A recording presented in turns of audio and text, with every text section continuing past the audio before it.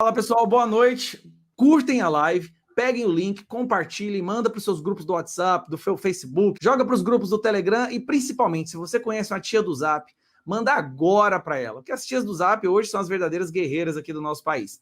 Hoje vai ser um bate-papo leve com os Brothers Weintraub, ou Weintraub Brothers. Eu espero que vocês gostem muito. Eu tenho certeza que ouvir os irmãos Weintraub é sempre muito enriquecedor. Então vamos tentar alcançar o maior número de pessoas, beleza? Deixa seu like aí. Vamos chamar aqui então os brothers para a sala. Chega aí, galera. Boa noite, beleza? Fala aí, Gustavo, tudo bem? Como é que você tá? Beleza? Cara, tá tudo bem, tá tudo bem. Agora tá ótimo, na verdade, né? Agora tá maravilhoso. É muito bom receber vocês aqui, Abraão, Arthur. Arthur, tudo jóia aí também? Legal, cara. Graças a Deus. Nós conhecemos muito, o Brasil conhece muito vocês naquela posição, nas pautas, nas brigas, e sim, muita gente ataca vocês, a gente percebe isso, e a postura de vocês faz com que a gente desenvolva ainda mais admiração, né? Não cedem nem um centímetro. Então, assim, isso acaba fomentando mais atos de coragem, né? Eu acompanho muitas pessoas e vejo a determinação, a solidez, a firmeza de caráter, e eu penso assim, não, isso me ajuda a ser mais assim, digamos, tá? Eu reajo do jeito que tem que reagir. No lance das drogas lá e da improbidade, eu fiquei nervoso. Ele ficou, a gente fez a live, aí dá pra ver que ele estava nervoso. O que vocês acham que causou aquilo? Foi o medo do... Porque se ventila muita coisa no Brasil, e vocês não precisam confirmar nem negar nada aqui, mas se ventila muita coisa, se criou muita expectativa dos dois, principalmente quando vocês disseram que pretendem voltar para cá, né? Se criou muita expectativa, aí as pessoas já falam em várias coisas, já tem várias pessoas de vários estados, não, vem para cá, vai para lá e tal. Você acha que foi vamos dizer assim, essa notícia e o medo de vocês chegarem aqui e acabarem conseguindo algum poder político que fez com que a imprensa atacasse? E não só, né? Quem foi que entrou com isso mesmo? Foi o Ministério Público? Foi o Ministério Público Federal. Isso. Vocês acham que foi isso? O que vocês pensam? Existe uma coincidência, né? Começou a aparecer o nome dele e começou a aparecer também o meu nome. E aí saiu uma pesquisa, olha a coincidência, saiu uma pesquisa do nome dele pro Globo, cara, dando 4% para ele. Cara, quando o Globo dá 4%... Foi aquelas pesquisas espontâneas ou a outra? Não sei qual foi o critério. O que a gente desconfia é que seguraram o número da pesquisa, porque o que acontece? Não foi um ataque isolado, foram vários ataques sucessivos. Aí chegou a primeira ação, aí depois vem o Freixo e dá uma cacetada em cima dele, depois o Boulos fala lá, Weintraub é o nome, não sei o quê. Uma semana antes teve um ataque aqui, porque o governador do estado, de um dos estados que estão conjecturando meu nome, falou que não ia sair mais a presidência e ir para a reeleição. Quando você fala aqui onde? Nos Estados Unidos? Nos Estados Unidos. A gente está falando aqui, não queremos falar o nome das empresas que a gente está trabalhando, porque daí a gente pode ficar à vontade.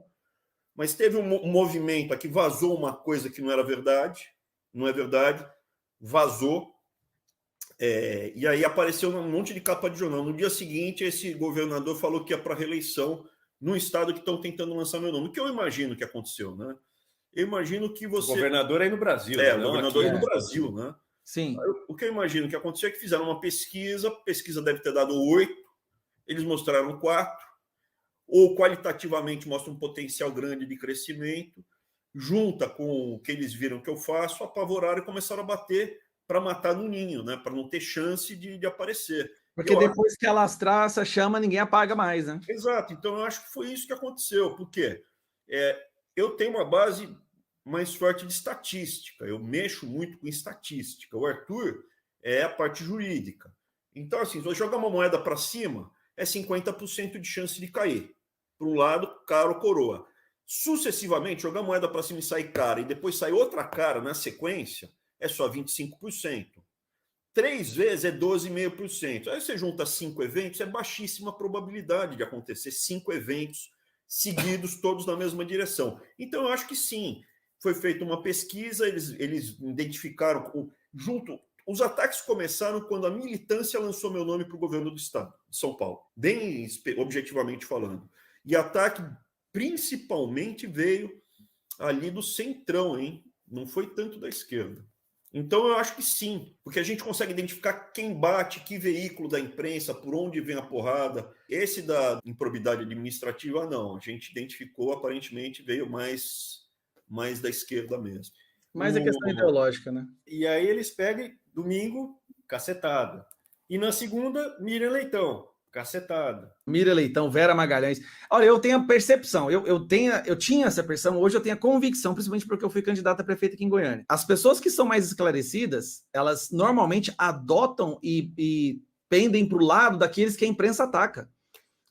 Porque a imprensa é muito rejeitada hoje no Brasil. Então, o que eles não conseguem entender é que esses ataques consecutivos contra alguém acabam levantando essa pessoa. O brasileiro esclarecido tende a ir para o lado dessa pessoa.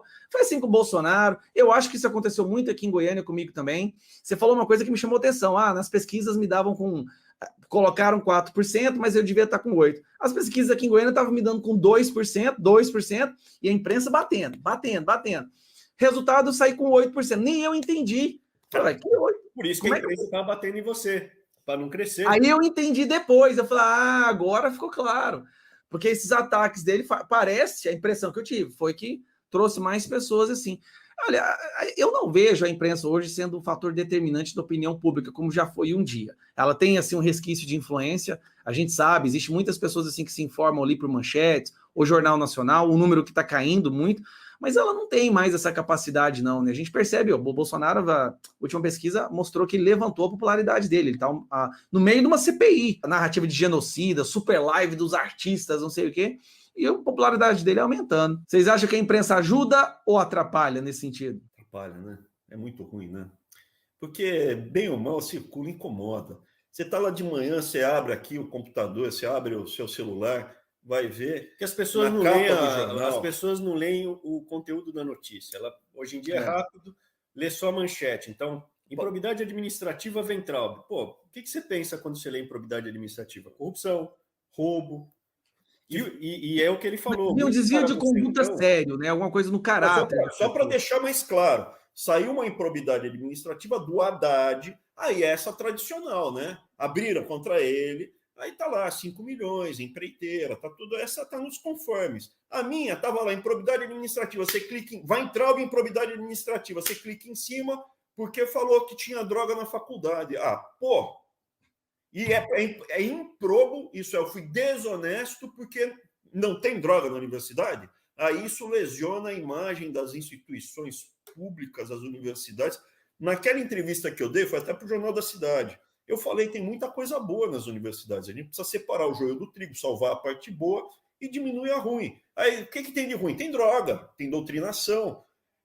Mas tem droga na universidade? Tem muita droga. Consome muita. Chega ao ponto de se plantar. Daí falou, mas é plantação grande? É uma plantação grande, extensiva. Daí o pessoal lá me chamou para o congresso, eu levei todo Tinha um sistema de irrigação, lembra que você falou isso, né? Tem até um sistema de irrigação.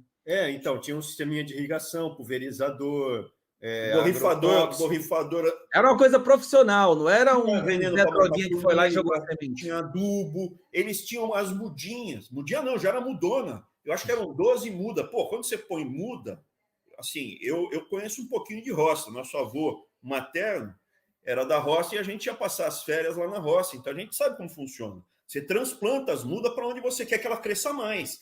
Então, na matéria, já tinha umas 16 plantadas e tinha mais 12 em muda grande que estava sendo transplantada. Já era uma cadeia de produção, já não era. Daí o pessoal falou, mas 30 pés não é tanta coisa assim. Calma aí, eu falei que era uma plantação grande, não falei que tinha um latifúndio. Eu não falei que tinha uma colheitadeira de maconha, né? Não, e assim, eu fiz um vídeo sobre isso, onde eu usei os próprios recortes da imprensa ao longo dos últimos anos, onde o jornalismo soltou várias matérias mostrando que o que você estava falando era verdade. Não só isso, teve um caso que repercutiu muito também, Minas Gerais, o FMG foi, onde os alunos estavam usando a estrutura do laboratório da faculdade para produzir...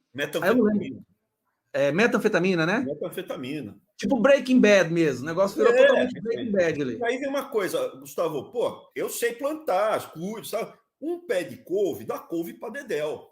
Entendeu? Eu com 5 pés de couve, dá para 8 pessoas comerem couve à vontade, não falta couve. Né? Couve já grande, adulto, produz uma maravilha. 30 pés de maconha, eu não sei quanta pessoa consome, mas não é para 5 caras, entendeu? Ali era para produzir muita maconha. Daí o pessoal falou, já tinha virado uma linha de produção, já tinha mudado. quando você planta assim, 1 pé, 5 pés, 2 pés, 3 vasinhos, isso tinha um monte aí de matéria.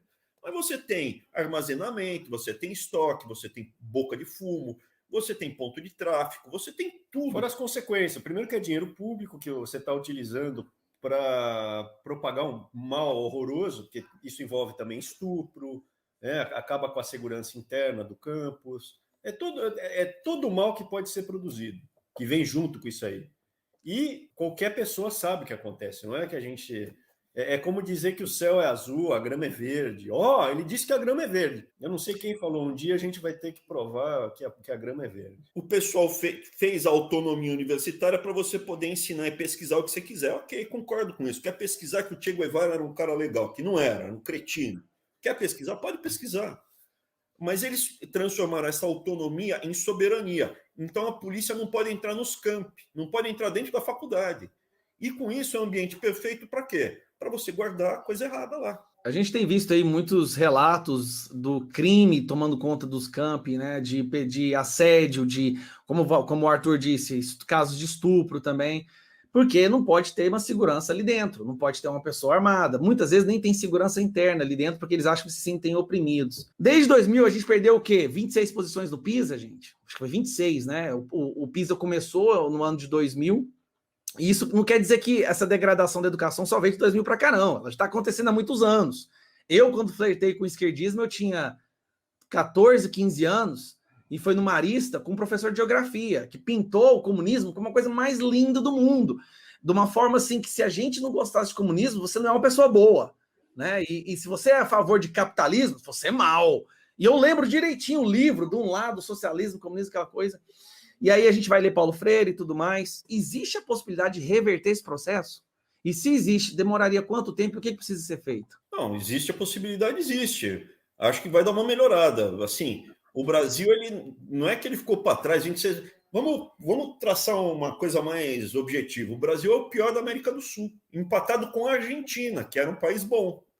Em 50 anos, a Argentina saiu de uma posição igual ao europeu e foi junto, agora está empatado com o Brasil na última posição. A gente é pior que a Colômbia, que o Peru, que o Chile, que o Uruguai, gastando igual ao Chile, que é o melhor. E não país. É falta de verba, né? Não, o que a gente. Né? Não. Por aluno no ensino básico. Não é que a gente computando tudo que a gente gasta, porque daí a faculdade também. As faculdades federais são caras, são bem caras. Isso é uma matéria que está faltando dinheiro na Federal do Rio de Janeiro. Que corre o risco de fechar, eu vi. 4 bilhões de reais é o orçamento da Universidade Federal do Rio de Janeiro. É um orçamento de uma cidade grande. É, de uma cidade. Goiânia tem 1 milhão e quase 1,5 milhão de habitantes. Ou seja, uma cidade de 1 milhão teria um orçamento menor que isso. E é uma cidade rica. Goiânia tem um orçamento de 1 milhão. E é uma cidade rica. Porque se você for lá para cima, no Nordeste ou no Norte, os caras não têm. Tem 2 milhões de habitantes, mas não tem orçamento de 2 bi. Então, o que acabou acontecendo é que custa muito caro por estudante. É mais barato dar, sei lá, 200 mil reais.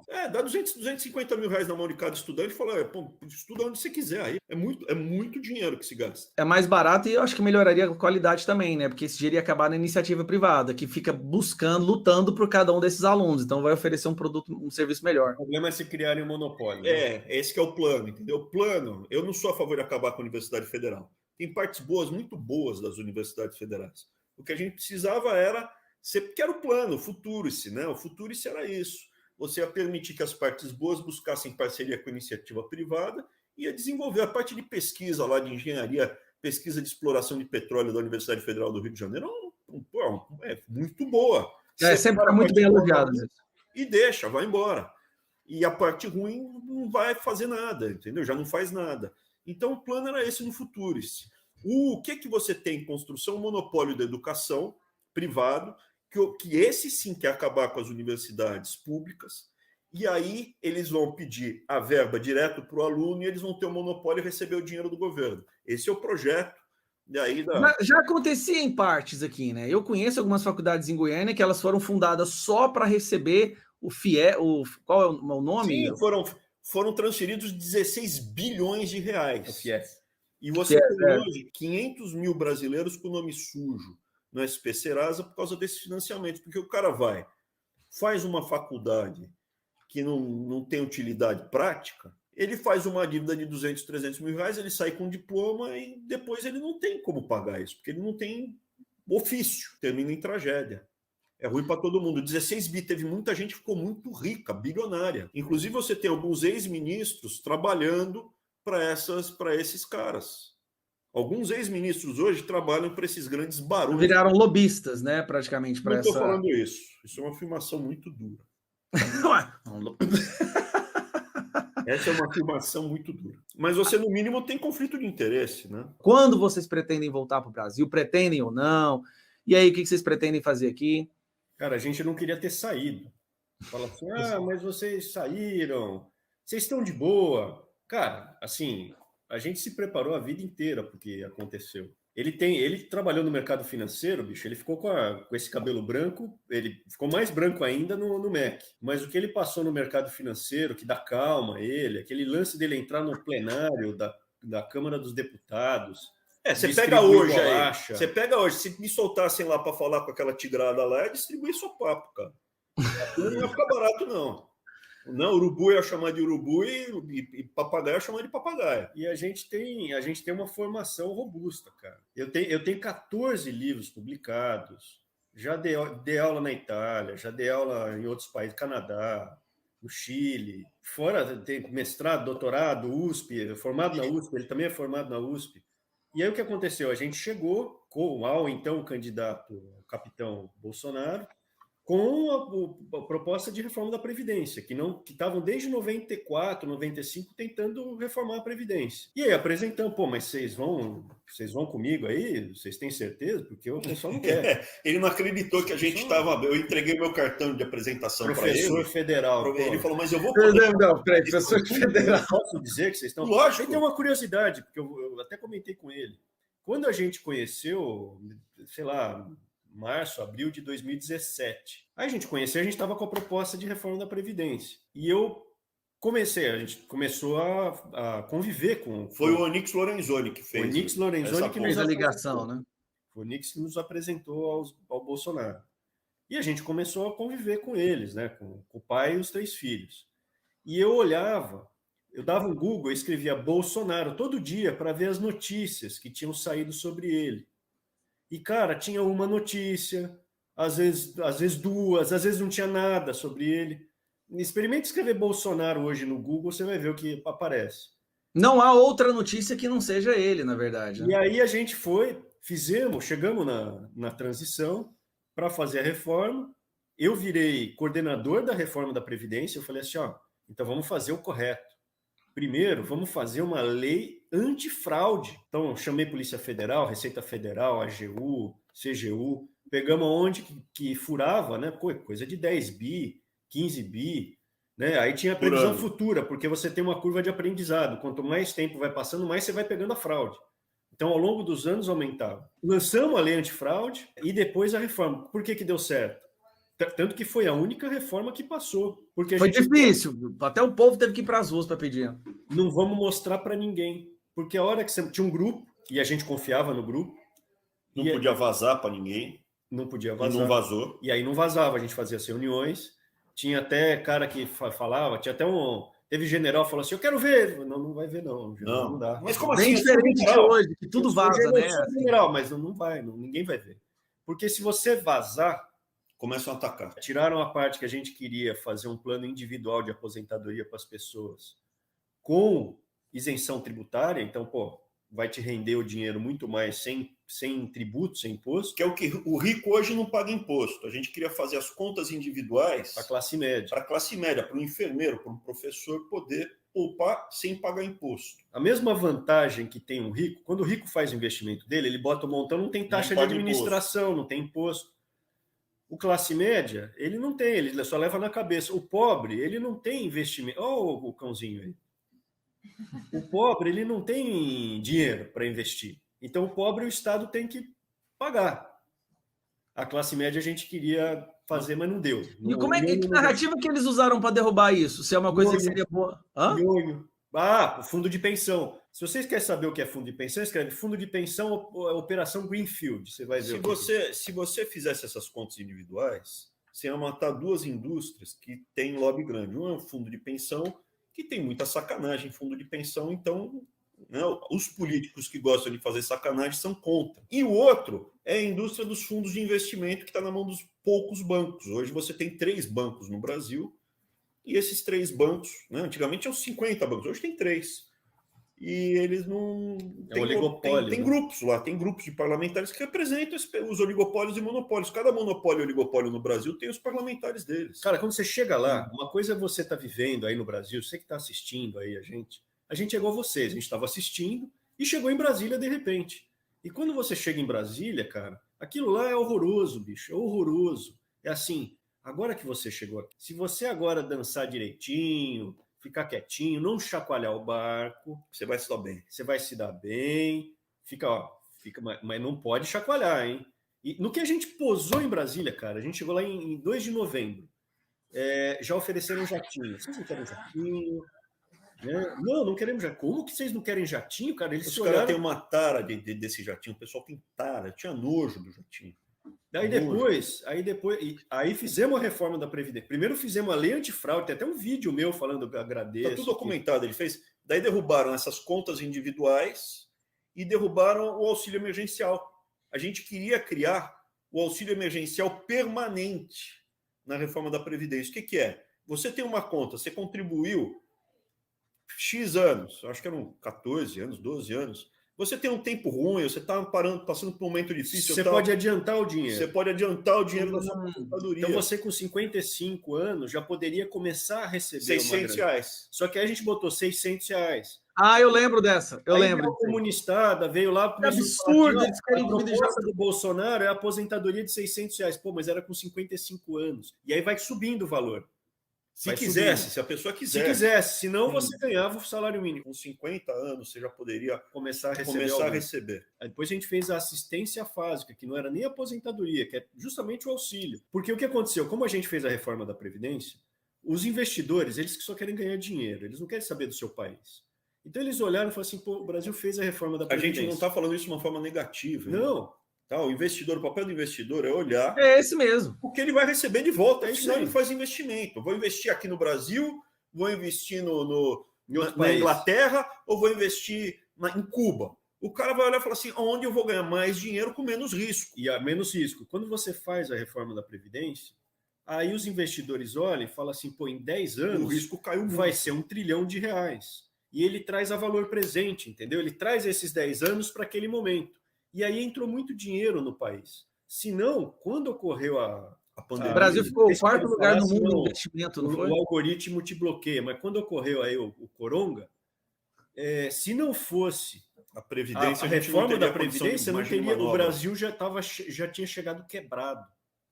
Então, a importância da reforma da Previdência para a gente ter aguentado, o Brasil não ter estourado. Desde 95. Ninguém fala, cara, ninguém fala isso. A única reforma que passou, só isso. Era a única que estava, porque as outras reformas não estavam na nossa mão. Você tinha lá a tributária que estava com... Meu Deus, eu esqueci o nome dele.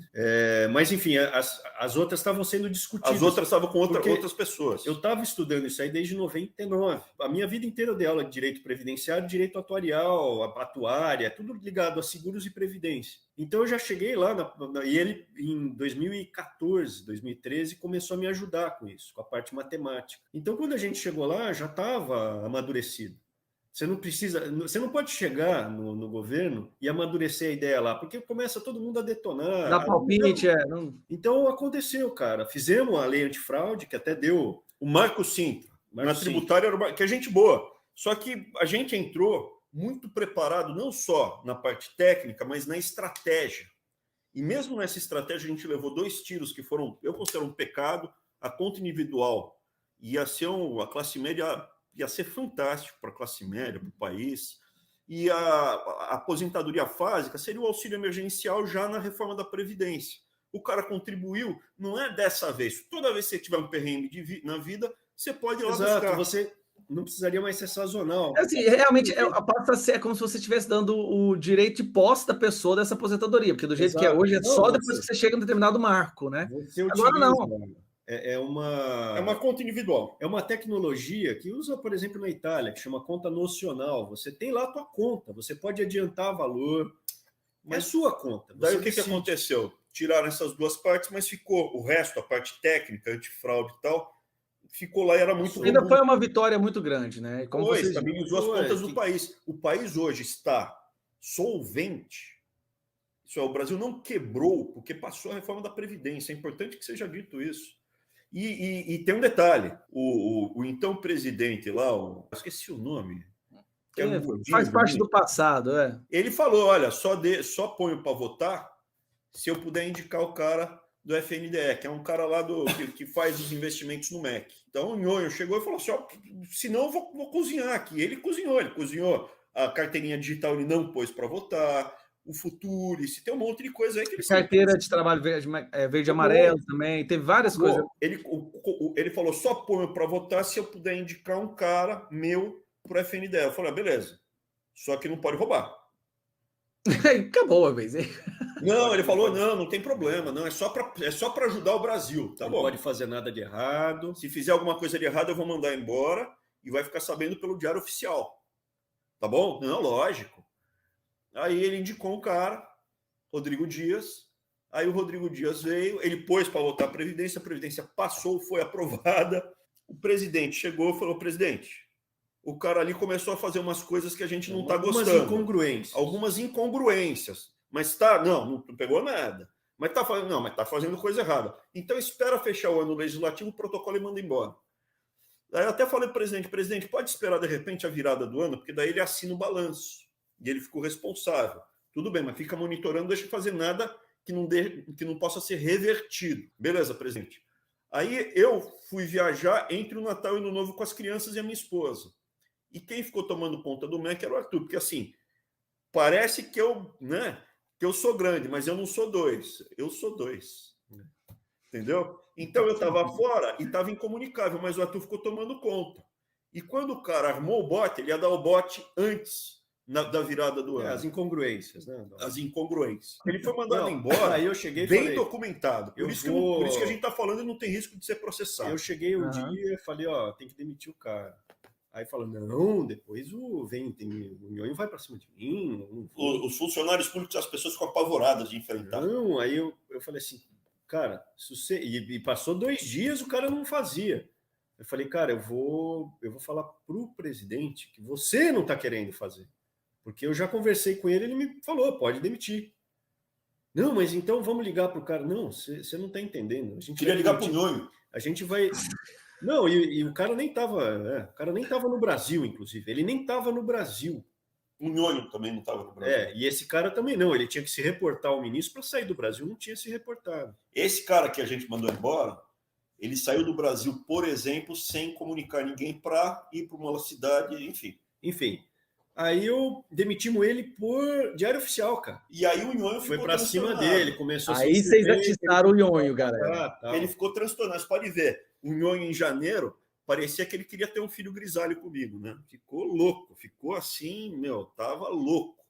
E todo dia ele batia. Por quê? Porque aquilo seria a peça-chave na estratégia dele de se reeleger presidente da Câmara dos Deputados. Então você ajudou de uma forma que você nem sabia no momento, então, na hora que ele foi demitido, né? A forma que você ajudou o Brasil, então. Mas agora que ficou massa, eu gostei de ver a história de... Vocês têm que escrever um livro sobre como é que funciona essa questão da Previdência, gente. Isso aí dá um livro, é uma história legal. Não, tem mais coisa. Tem muita e coisa essa que as pessoas reforma, não sabem. Por um triz não passou. Tinha gente do Fernando Henrique entrando ali nas reuniões, falando: não, tem que fazer a reforma do Fernando Henrique. Falou isso. Aí os irmãos entravam e falaram: não tem que ser a reforma do Fernando Henrique. Era uma droga, era fator previdenciário. E é triste ver que tem uma parte da direita, às vezes, que fica querendo dividir, né? Fica querendo colocar uns contra os outros, e picuinhas, e isso tem que parar. O que eu percebo, isso para mim é claro, é que se vocês têm uma intenção genuína mesmo de ajudar o Brasil, e vocês veem o Bolsonaro agora como uma pessoa que é possível, é uma ferramenta para ser usada, ele quer isso também. E ajudar o presidente o Bolsonaro a ser reeleito. Mas a resposta ficou sem pergunta. Vocês vão vir para o Brasil para se candidatar ao Brasil. Isso aqui é importante, Gustavo. Assim, a gente vai voltar para o Brasil é o nosso país. Estamos só vendo as condições jurídicas, mas já está bem avançado agora com ele que cuida disso, né? Então, assim, tem vários caminhos. Já pedimos um habeas corpus preventivo para chegar e não ser preso. Daí tem que negar. Gente, isso é tão absurdo. Já me negaram uma vez. Eu saí do Brasil Porque a gente entrou, não, eu respondo, eu fico aqui no Brasil. Porque o crime que estão me imputando é crime contra a segurança nacional. Isso é, eu sou um terrorista. Tudo bem, eu respondo. O enquadramento somado porque eu falei, anos. porque eu falei aquele negócio lá, ó, eu por mim botava vagabundo na cadeia, começando por, né? Aquilo lá foi usado para me colocar no crime de segurança nacional. É um absurdo, gente. É um absurdo isso, né? Eu assisti várias vezes. Na verdade, aquilo você falou que todo cidadão de bem no Brasil pensa. Foi o trecho mais celebrado. Eu vibrei quando assisti aquilo ali. Mas você falou, se dependesse, não tem como interpretar isso de uma forma que possa ser enquadrado da segurança nacional. Não tem como, gente. O processo, eu não tive acesso a todos. Eu não, né? Os advogados não tiveram acesso a todos os autos. É coisa básica. Do que vocês estão me acusando exatamente? Não sei. Então, assim, ali quando começou, a gente viu que estava fedendo, estava recebendo muita mensagem, estava recebendo assim, mensagem, claro. Estava tenso, né? Estava bem tenso. Estava nos jornais, o presidente falou para mim. Então, assim, a gente pediu um habeas corpus preventivo. Quando negaram, aí você falou, bora. Vão prender. Aí ele falou, eu vou. Aí eu falei assim, não vou deixar. Não vou deixar. Ele falou, preso. Eu falei, eu vou ser preso. Não, eu vou. Eu falei, bicho, você tem 3 filhos, né? Uma tem 9 anos, 8 anos. Eu não consigo te defender se você for para Papuda. Se você ficar na Polícia Federal, beleza. Mas eles podem te mandar para Papuda. Isso foi antes do Eustáquio. Foi antes do Eustáquio. Então, assim, não foi depois. Você imagina se ele porque a gente tinha recebido mensagem, você vai ser preso e na prisão se prepara, que a gente vai alucinar com você. Desse jeitinho. Daí o que aconteceu? País é esse que a gente vive? Como é que chegamos a esse ponto, Tem muito gente? mais coisa, muito pior que isso, que a gente ainda não pode contar. Eu vim de uma origem de classe média, mas eu tive sucesso no mercado financeiro. Eu falo muito bem inglês, eu fui diretor da... A verdade é para qualquer país que vocês forem, vocês iam arrumar um emprego, iam conseguir voltar a produzir, iam ter sua renda, né? Sim, porque muita gente fala que ele arrumou uma teta aqui. Não, não é teta. Porque, veja, se fosse teta, já teria tido um desses tetudos aqui. Não tem um boquirroto que já passou pela posição que a gente passou. É verdade. Por quê? Para estar na nossa posição, quem passou aqui foi Pedro Malan, foi o Murilo Portugal. Gente, para estar aqui tem que falar muito bem inglês, tem que falar muito bem espanhol, tem que ter tido passado no mercado financeiro. O meu passado no mercado financeiro é mais alto do que a média dos meus pares. Então, assim, eu já fui responsável pela broker-dealer em Nova York, em Londres, enfim, só para quantificar, se eu ficasse no Brasil, o que ia ser o primeiro passo antes da minha prisão? Eles iam entrar no meu apartamento, levar os celulares, os computadores, como os meus filhos iam estudar? Família. Como os meus filhos iam estudar sem isso? Iam revirar as calcinhas, as roupas das minhas filhas, da minha esposa. Eu não quero isso. Então, eu optei por surpreendê-los, como o Robin Hood teria feito com o xerife de Nottingham. Mas ele fugiu. Fugi mesmo, eu vou lá, o quê? Entre 6 partes. Não, tem um monte de cara que fica aí para morrer. Você é bravo, o cara tá lá com bisnaguinha, com manteiga e presunto que a mãe coloca, o cara de 40 anos está lá escrevendo no Twitter. No porão da família. A mãe dele coloca um Todd batido. Mamãe, traz logo o meu Todd não veio geladinho hoje. Espuma em cima. Aí ele escreve, vou revolucionar esse país, eu quero Todd na mesa. Bravateiro, por que não encarou? Por que não encarou a prisão? Então, primeiro porque você tem que ganhar o jogo. Se eu tivesse sido preso, você era uma peça fora do jogo. Eu era totalmente fora do baralho. O Oswaldo Eustáquio, o Daniel Silveira. Então, a primeira coisa, eu perdi o jogo. A segunda coisa, fisicamente, risco real. Não, eu não duvido. O Alexandre de Moraes abriu um inquérito contra mim. Contra 100 pessoas. Separado, um inquérito contra o Gustavo Gaia. A Vox, Faca, tem 100 pessoas nesse processo. Só que eu era o alvo. Eles falaram isso. É um moedor de carne aquilo ali, é muito pesado. As pessoas não sabem como é. Tem muita pressão de todos então os lados para você se dobrar o sistema. Pessoal, tem uma pessoa que queria dar um oi para vocês, é fãzaça, gosta demais de vocês e está aqui do meu lado escutando, querendo escutar toda, e disse que queria aparecer só para dar um oi. Tudo bem? Como é que a senhora está? Tudo jóia? Tudo legal? Tudo jóia, e vocês? Graças a Deus, tudo ótimo. E vocês têm muitos fãs. Assim, na verdade, o Brasil ele é muito... Nós estávamos, né? Nós estávamos muito carentes de heróis. E vocês encantaram a população de uma forma que tudo que a gente puder exaltar, que eu particularmente, tudo que eu puder exaltar e que eu puder valorizar do que vocês fazem, do que vocês falam. E eu entendo também você não responder se vai voltar e vai se candidatar, mas aí eu fiquei pensando o que será que dá esperança para as pessoas, né? Para vocês que estão fora e pensam em voltar, porque eu já falei várias vezes para o Gustavo que eu penso em ir embora, porque ele fala inglês fluentemente, eu dou meu jeito, mas por causa dos nossos filhos também, mas para vocês que estão fora, querendo voltar, e o que dá esperança? Por que a gente pode acreditar ainda, se ainda existe essa perseguição tremenda, em dar esse medo que há para a gente também, não, claro, não na sua proporção, porque foi um ministro, mas o que dá esperança? É justamente isso. O brasileiro, as pessoas ficam muito pessimistas com o brasileiro. Se a maioria dos brasileiros não fosse tão honesta, cara que trabalha, se você olhar o brasileiro normal, ele quer só trabalhar e que o Estado não fique pisando na cabeça dele o tempo inteiro. E cuidar da família, né? Daquele jeito. Família, quer fazer um churrasco, quer ter o Natal dele. Nem o Abe descreveu aquela vez, a mesa de madeira no final de semana. Não quer ser sequestrado enquanto estiver dentro do carro, você não quer ser barbarizado. É isso.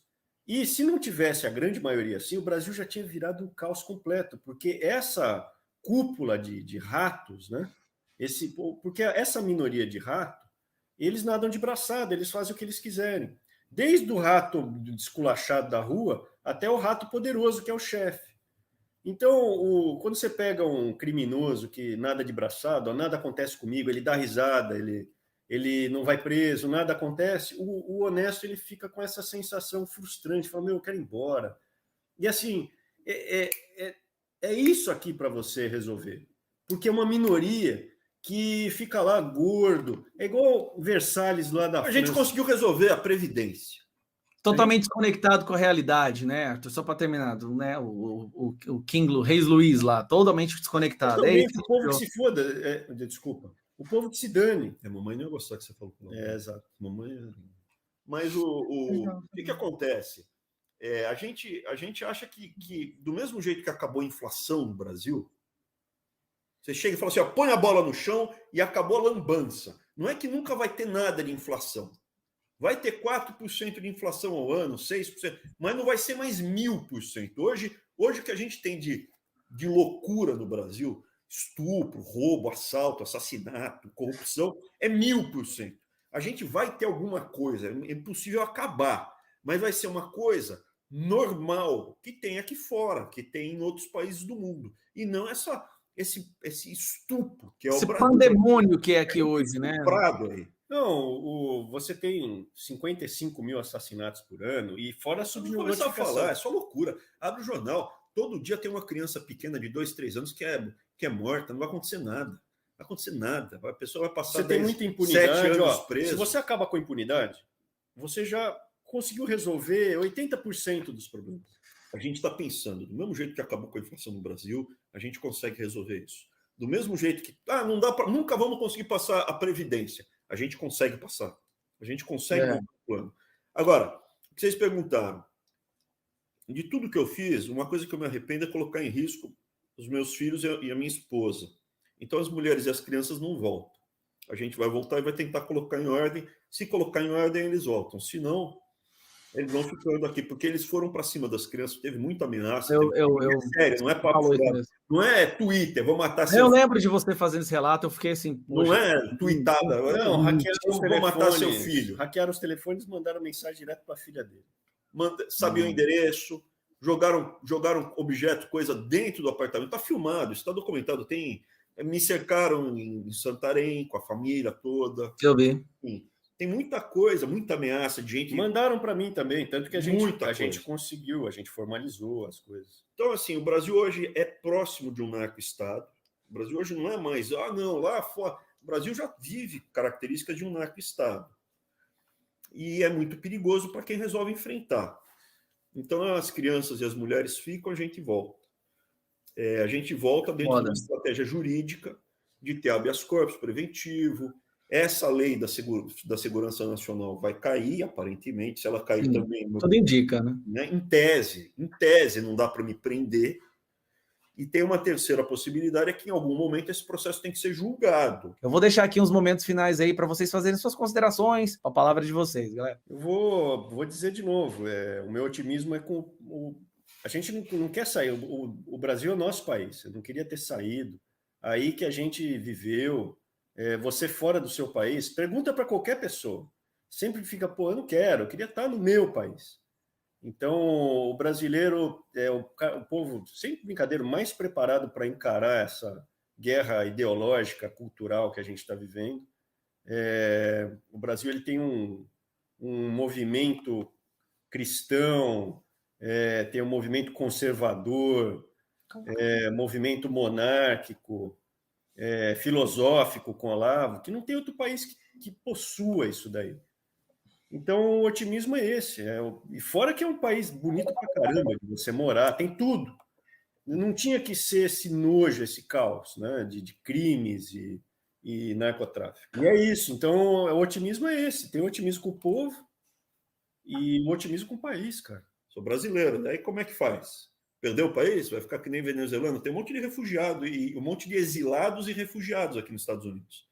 Eu acho que vale a pena tentar, pelo menos uma última vez, virar o Brasil. Pessoal, muitíssimo obrigado. Muitíssimo obrigado mesmo. Fiquem com Deus. Pessoal, todo mundo que acompanha até agora, muitíssimo obrigado. A gente se vê na próxima live. Amanhã tem uma live com os organizadores da manifestação lá em Brasília, que vai ser sábado agora, né? Que vai ter o Tratoraço, Marcha da Família, Bolsonaro.